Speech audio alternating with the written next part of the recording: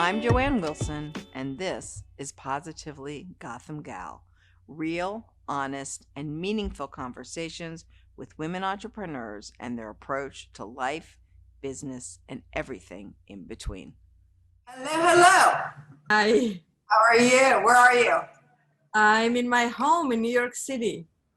What area of New York Oh, Tribeca, City? downtown. Fantastic. We're in the West Village. Oh, cool. So we're not so far away. No, we're not so far away. Now Zoom has got all this new stuff, right? You have to meet someone. I like it. I mean, it's amazing what we can do with it. Well, I think it's just incredible that we have gotten to the point where you don't have to travel to go see someone. Yeah.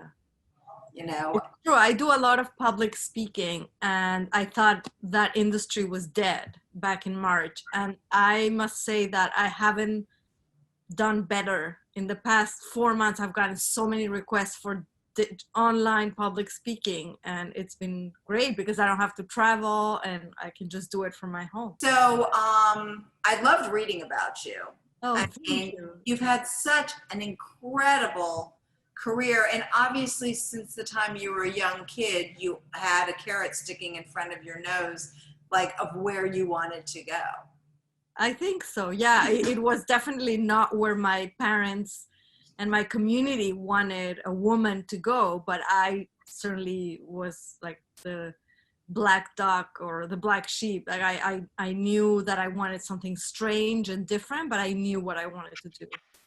Right, and you applied for school when no one even knew you were doing that, and you got in. Yes. Not only I got in, but my parents couldn't have afforded an American school, probably because what we were paying for private university in Mexico City was an eighth of what an American university cost at the time. Yes. They were very moved by my essay because I pretty much told them my story. Like, okay, I'm this obscure, I read books and I'm very curious about obscure physics figures like Tycho Brahe, this 15th century astronomer from Denmark who lost his nose in a duel. Those are my heroes, and yet in my real life, in my everyday life, I am asked to be a popular girl, and so that I can find someone to marry in the Jewish community and stay in Mexico City and have kids in the next couple of years. And so they felt that passion, and that if they, if they only give this girl a chance, she can change the world.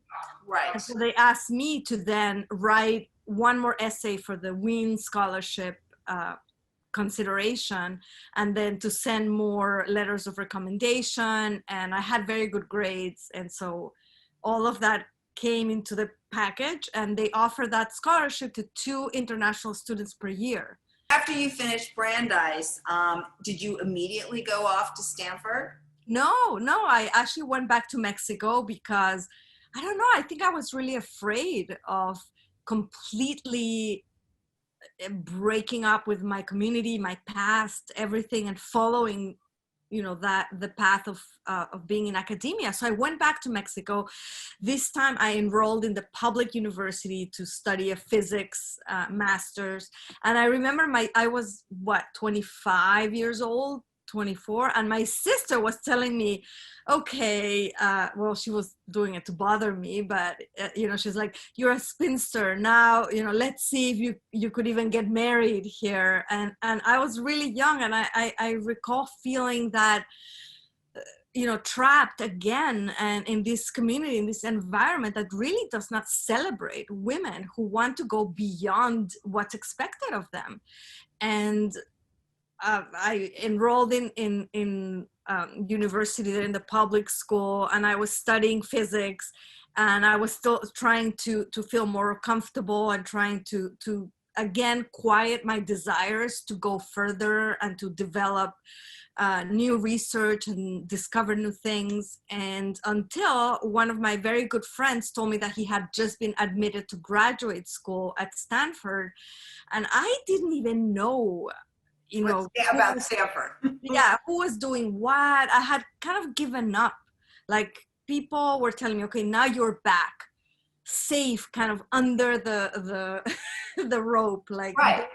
you barely made it at an age where we can still kind of welcome you back into this community. And what I realized is that my hunger for knowledge and for my curiosity for math and physics was not going to go away. Never. And never. Never. And It was going to outweigh the desire to like get married, have a bunch of children, and stay home. And so again, kind of behind everyone's back, I started to apply to PhD programs because I wanted to leave Mexico again. And I'm never going to forget this moment. I went to my advisor's office in Mexico City. His name is Jose Luis Mateos. So I'm in Jose Luis's office, and I tell him, you know what? I want to leave again. I want to go back to the US. I want to pursue my PhD there.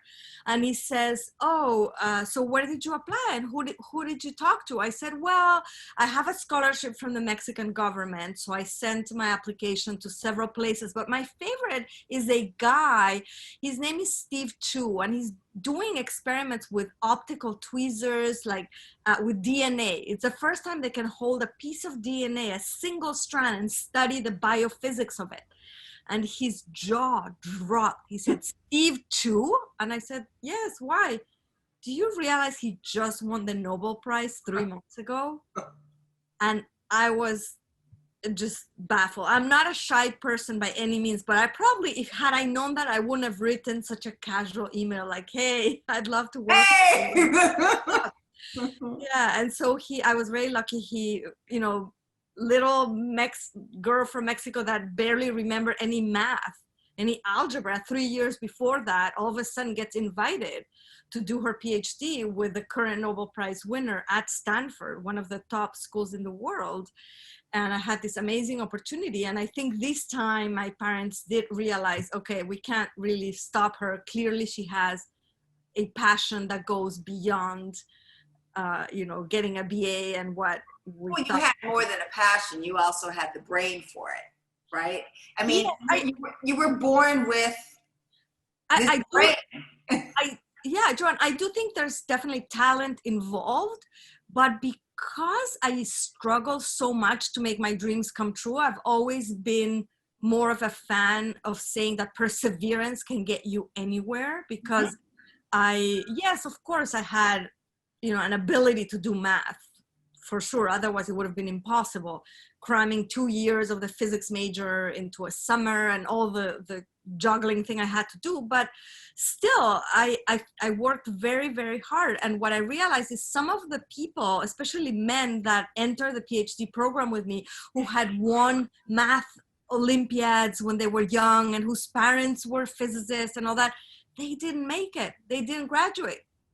It may have been easier for them or more natural, but they just didn't want to work so hard for it. Right. So when you went to Stanford, how many women were in your PhD? We were 2 women in a class of 34 men. And how was that? How did that feel? I mean, you're obviously insanely gregarious and, dive into anything that you are interested in, and you can just tell from your personality. Okay. How was that? It was very difficult. I had a horrible first 3 years at Stanford. First of all, academically, I was now competing with the major leagues, and I was not prepared. I simply did not have enough of a background to enter, classes with people who had been there, the top creme de la creme in physics for all their lives. And I failed the qualifying exam, which is the exam that filters the people that can go on to pursue the PhD from the people who are obliged to get their master's degree and leave the university. Interesting. And interestingly, it was both of the women that failed the qualifying exam. And when we went to talk to the professors, the head of the graduate student committee at the time told us, because we asked, by the way, we've seen that in the past 5 years, the data shows that more women have failed this exam. Have you looked into the factors that go into, because this was an exam that was given over 2 days, 9 to 5 p.m. in a basement. They just kind of like a dog throw you a piece of pizza. And like, you know, those things could influence people, the way we think, the way you feel about yourself, the environment, and all these things. And he said to us, physics departments in the US are and will continue to be male dominated. So you better pack your bags and leave, because we had the chance to take the exam one more time a year after this first try. But he was basically telling us, You're done. like, Yeah. I'm saving you time, just Right. pack your bags and go. But in the end, not only did you pass, and you were the first woman to graduate. I was the first Mexican woman ever to graduate with a physics PhD from Stanford. I was told that afterwards. And what did that guy say to you afterwards? so academically, it was challenging. Socially, it was very challenging, and I changed a lot, because you see me now as the way I am, very sociable and gregarious, and I'm very warm, and I'm Latin American. So also, you know, when I came back from vacation, I would give everyone a hug or a kiss in the cheek, because that's my culture. And, you know, I very quickly learned that they would absolutely freak out. These people do not even want to shake hands with you. They don't even want to hold, you know, an eye-to-eye conversation. My girlfriend was studying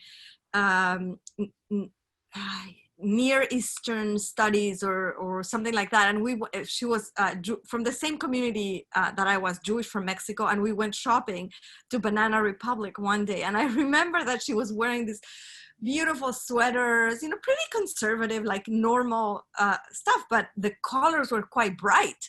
And she remembers that. For her, it was like a pivotal moment that I told her, I can't wear those colors.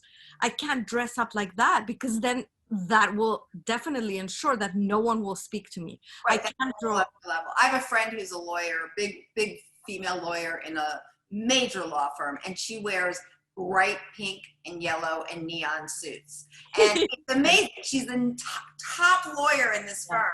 And I sort of love that she does that, because it's like, you know, I am a woman and this is how I am going to dress. So when you left Stanford and you went on, like, as you know, continued to study, obviously, physics, what was the challenges, you know, as you move forward? I mean, did you? After Stanford, I wanted to move to New York, because I felt that socially this time I really did want to meet more people and start to socialize a little bit more. And a lot of my girlfriends from growing up had moved to New York, so I was very kind of starstruck by the life and the lifestyle in New York. And I heard about an appointment for postdoctoral fellowship, actually for two of them. One was at Columbia University Applied Physics Department, and the other one was at NYU's Courant Institute, which is the top center for applied mathematics in the world. And I applied for both of them, and I got accepted to these two postdoctoral fellowships. And so it was a no-brainer decision for me, and I moved to New York. And I were probably so happy to see a female apply to these. Well, it was interesting because, again, so I ended up finishing my dissertation in my PhD at Stanford with an incredible professor. So I kept working with another Nobel Prize winner who I adore, and we're still very good friends, Bob Laughlin. He won it in 1998 for the fractionary quantum Hall effect, something that I'll explain to you some other time. But he's an amazing sort of larger than life personality, and we kept in touch. But because of that, I had to also have a more practical advisor. So I chose somebody in math, George Papanikolaou, who really took care of me. And he taught me what a real caring academician can be. And he had mostly women working with him. So I had learned that this is possible. The environment was amazing. He was always making sure that we were kind of like managing you in a regular job, that we were present and writing every single thing we were doing, so that at the end, we didn't have to spend months writing our dissertation, but we had all the notes already written down. So he was amazing. So by the time I made it to New York, I was looking for that. I was craving for another high growth environment where I would have friends, mentors, and be supported. Everyone loves George so much. They fly from all over the world to spend the summer with him. Even if they're like in their 50s, they bring their families and they keep doing research with George because he's such an amazing person. And I arrived at the Courant Institute. It has many floors. It has maybe like 12, 13 floors. And I recall that in 7 floors, because I counted them and I made myself go around each floor to find other women. And in 7 floors, I was the only woman. Wow. And in other floors, there was definitely 2 or 3 mathematicians, but there were mostly administrative assistants. And, it was a very odd place because everyone was so smart that even my office mates probably had, I don't want to label anyone, but some were in the spectrum of Asperger's or something like that. Oh, I'm sure. And what year was this? This was 2005, okay. so 15 years ago. Which is a long time ago. Yes. Today, right? Yes. Because we've moved so quickly. Oh, we've moved so far. Oh my God, I would have been like much more of an advocate for women had I had the support that a lot of women have today. And I definitely was, but I don't know, I was afraid of being more vocal about it because not that many people did it. And it was a very difficult time. And so as you've moved forward and, you've continued in this field and you've created all these different platforms to help other women, yes. When did you decide okay, I got to figure out how I'm going to get more women involved in STEM or in physics or in science because this is ridiculous. Yes, it was just the last drop that I could take. And I realized my soul, my personality is dying in this environment. My intellect is growing and it's amazing, but it's the only part of me that is growing. And I couldn't take it anymore. I was miserable. I in fact started to do some modeling in New York with a different name, just so that I could feel more feminine and have an outlet. Now looking back, I can see why I did it. And anyway, so I had already been talking to schools, to very young kids, like first graders or even younger in Palo Alto. And at Stanford, I had created the Association for the Advancement of Women in Physics for women from the Bay Area to deal with issues such as, hey, this woman just gave birth in her postdoc and her advisor called her to the hospital, like, why are you not in the lab? When are you back? We need you here. Like zero. It's just old school physicists that have. Well, isn't it true that so many women still in science drop out and pretty much when they're in their mid-30s? Yes, absolutely. Yeah, it's a problem because we have definitely made strides in getting them to stay in high school, to take math courses, to enter computer science courses in college, major in math and physics, much more. But when it comes to getting a career past the PhD, the numbers drop off. And why do that? Why? I think because, first of all, we don't have policy enforcing a good a necessary environment for women to grow. For example, in many jobs, you have maternity leave. When you're a postdoc, you don't have those rights, at least not in my times and not in most universities. I was at a really progressive one and no one had it. You were expected to come back to the lab 2 weeks, if anything, hopefully before, but 2 weeks after you give birth. Professors could make derogatory comments and they wouldn't be called out on it. You were definitely passed over when it came to picking people for special projects. You were seen as a unique commodity sort of, but somebody who's a big risk for the lab that you were in, because women end up quitting, women end up leaving. And so we don't want to invest in you so much. And so, which is a little bit of what happened to me, because at Stanford, I ended up being in a group that really invested in me. And I felt I was shining, I was flourishing. My advisor was so disappointed when I left academia. But again, I moved to New York and I was surrounded by people who, yes, they cared that I was there, but they weren't really going, the extra mile that women need in this day and age to feel really comfortable, to feel part of the team, to feel, you get asked, can you bring me coffee at conferences? You get, Oh, I'm sure. Right. yeah, So you really are part of the community. exactly. Yes, yes, yes. And so what have you done, what are you doing to make it more accessible for women to, and particularly women in lower income communities where, they probably are more driven once they get to a certain point to make it work. Absolutely. Yeah. So the first initiatives I started with Ira Flato from NPR. He does Science Fridays, and I used to have a crush on his voice when I listened to him at Stanford. And then I met him in person in New York. He's a lovely gentleman. And we started doing like science fairs and bringing Hispanic parents that had never met a Hispanic scientist, let alone a woman that also could tell them that careers in science gave opportunities for their children. Well, you're a wonderful mentor for these young women. I became a mentor. In fact, one of my proudest accomplishments in life is, her name is Graciela Garcia. This was an amazing woman. I met her when she was 16 years old. She was a little bit shy, but I knew she had talent, and she was very eloquent and very, very curious about science. And I brought her under my wings, and I mentored her and her team in Technovation Challenge, which is an initiative that I helped in its inception, that takes young women from 16 to 19 years old and teaches them three things: how to program an app. In the beginning, it was based on science for their iPhone that solves a problem in their community.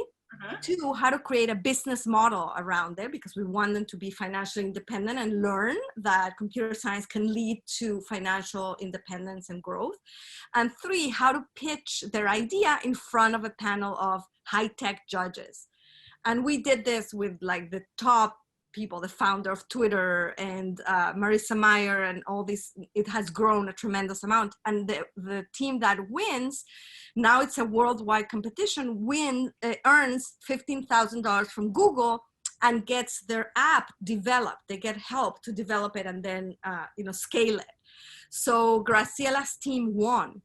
And she has finished her BA. After that, she managed to get into University of Pennsylvania. She finished her BA in computer science, the first in her entire family to go to college.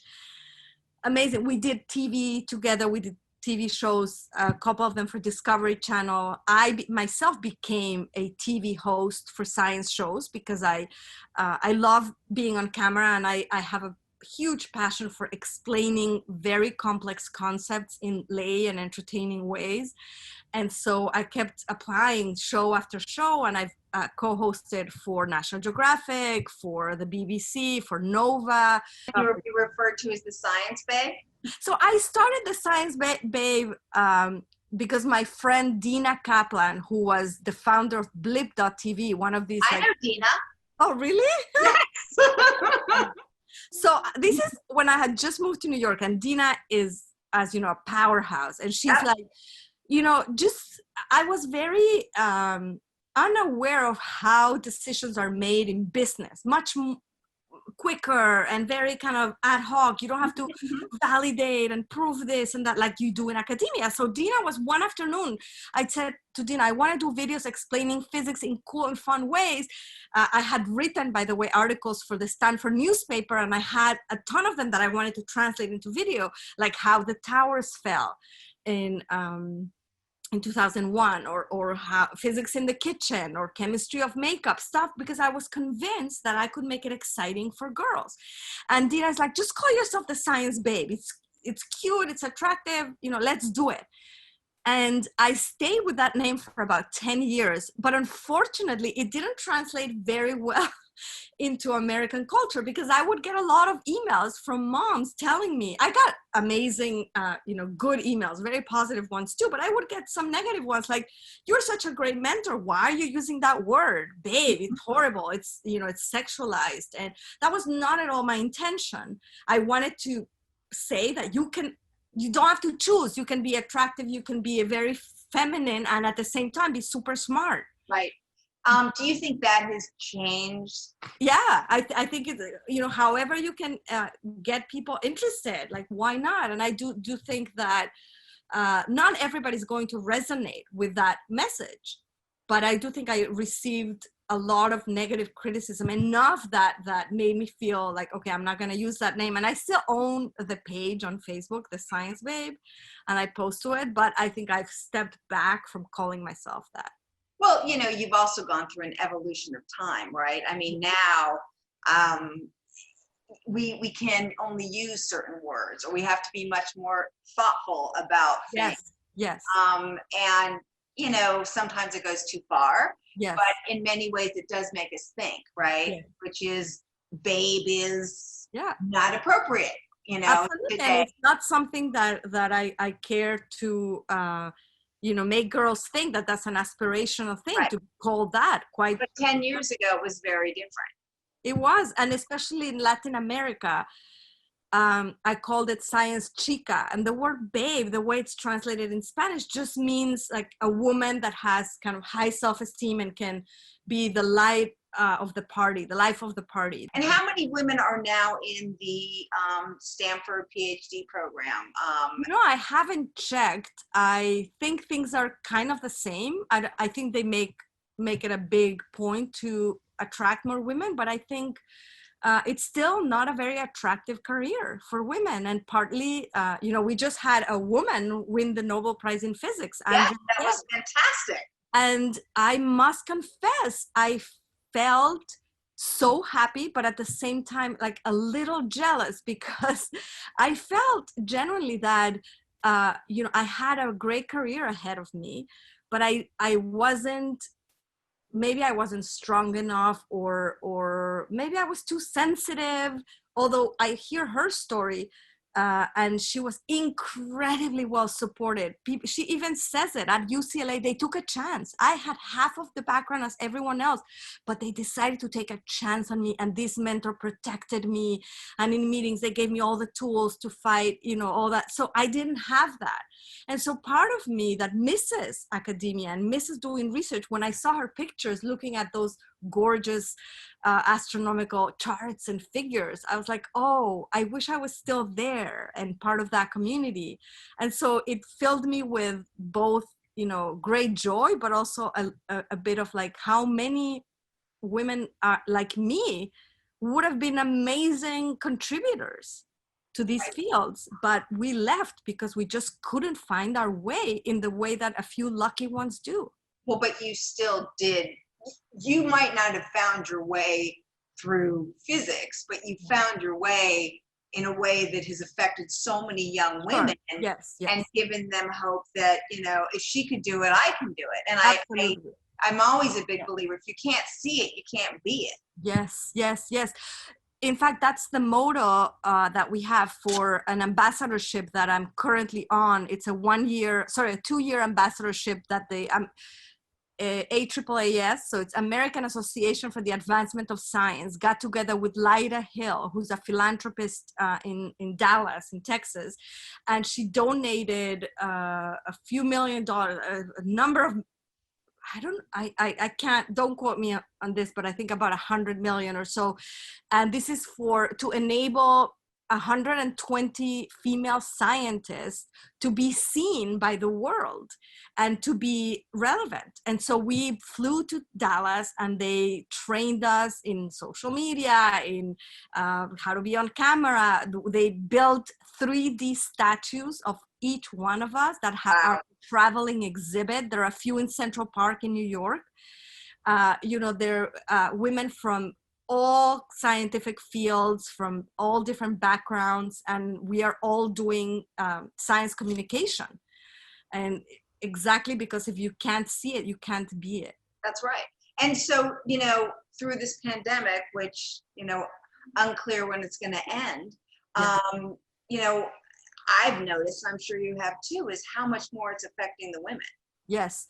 They say that about 866,000 women or so are out of the workforce, have left the workforce during the pandemic. It's really difficult, and it's obviously because we still have, the idea that women are better or at caregiving, and if someone's going to have to give up their career, it's easier for the woman. And so the men, I fortunately have a very, very supportive husband. He's also a physicist, and he has really stepped up to support my career and all that. And so we really have a very equal marriage, which I love. And so he sometimes takes care of the kids, and he says, we traveled to Europe a few years back, and now that, and we saw many men take maternity leave for a year and take care of the children. And here he goes to the park and he laughs with me because he may be the only man on a Saturday morning with the kids. How old are your kids? So I have a daughter, Alexandra, who's going to be 4 in November, and a baby boy, Tico, who's going to be, he's 16 months, so he's going to be 2 in June. Oh, so you're in the thick of things. I am, yes. But I'm going to hope that you believe that for your daughter, that when she gets to the point where she wants to enter whatever it is she chooses, that from your experience, even from my experience, I mean, women were so nasty when I was, starting out in the middle of in my career. It was like elbows, elbows, elbows, because only one of us really was going to rise to the top. Yes. Is that we can do everything. I mean, you might not be able to do it at the same time, Right. but if you can go down whatever path it is that you want to do. There'll be other women there. I'm very careful to give her that message, very, tactful in the way I support all her curiosities, but also I show her. As you should, Yes. as they should have when, Yes. you were going through your career, right? Funny you mentioned the pandemic, because more than ever, I'm getting a ton of women mid-career. I would say maybe they've been working for 8 to 10 years, and they're kind of struggling. They've already seen that the stereotypes for women in STEM are persisting, even though we're doing better, but they're still there. They feel like, okay, I was extremely ambitious, and I started very innocently thinking that I was going to make a difference, but all of a sudden I'm working in banking or in IT or in data science and whatnot, but I'm being overlooked for promotions, or I'm not, they don't let me select the true big projects, etc. And so I decided to launch a course, and I'm about to launch a course that I've been working on for women who are mid-career, how to succeed in STEM. Because I want to put all my experience and all my mentoring, all the advice I got in the hands of women that are younger than me, so that they can actually use all of that and not repeat the mistakes that our generation made. And hopefully, it will shorten the gap from, when they start their career to when they become really successful. I mean, it would be wonderful for you to just grab a bunch of other women in physics and, be able to let them have little pods of other women, because I really think for women, one of the things that I've seen over the years is that women need to be validated. Yes. Men, for whatever reason, don't. Yeah. And so as they said to you, don't take it personally. Yeah. It's very hard for women. It's so hard. My husband is constantly telling me, what do you care what other people think? And, do it for yourself. And they have it like kind of an internal mechanism that rewards them for the things they do. But we as women get very affected by what, our external rewards. If people like what we're doing, if people appreciate us, if our kids appreciate what we do for them, if, everything. And so it matters. And many times managers don't realize it's not about more money or more titles. Many times you just have to make people feel appreciated and feel that you're invested in their careers. Yes. And so small changes, but I teach workshops too when I do public speaking, and I teach managers how can you find non-monetary ways of keeping women, because we also have, the pipeline is larger for women in STEM, but then a lot of them leave the workforce once they have kids. Right. And we need to change all of that too. Yes. There needs to be, maternity and paternity. When you have a child, you get so much time off. I mean, all of those things need to change. And, the good thing that is changing is you can do Zoom. Yes. I do wonder, like, will women always be women? You know, how do we be more like you in regards to you're smart, you're beautiful, you're chatty, you're friendly, you're amiable, but you're also extremely smart, and you can be all those things. Yes. Yes, you can. Yes. You can. So thank you so much for joining us today. I mean, This is what such an a pleasure. I incredible read a story. lot about you, and I'm so impressed by everything that you do.